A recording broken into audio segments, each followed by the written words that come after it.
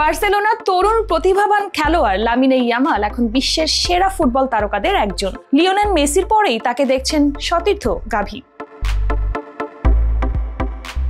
Copa del রেতে Real বেতিসকে 5-1 গোলে উড়িয়ে দিয়ে কোয়ার্টার ফাইনালে ওঠে বার্সেলোনা। ম্যাচে দারুণ পারফরমেন্স করেছেন ইয়ামাল, নিজে একটি গোল করেছেন এবং আরেকটি গোল করিয়েছেন। কিন্তু তার পারফরমেন্সের চেয়ে গুরুত্বপূর্ণ বিষয় ছিল তার ধারাবাহিকতা। বার্সেলোনার তরুণ প্রতিভা লামিনে ইয়ামাল আবারও মনে করিয়ে দিয়েছেন লিওনেল মেসির কথা বলে মন্তব্য করেছেন সতীর্থ গাভি।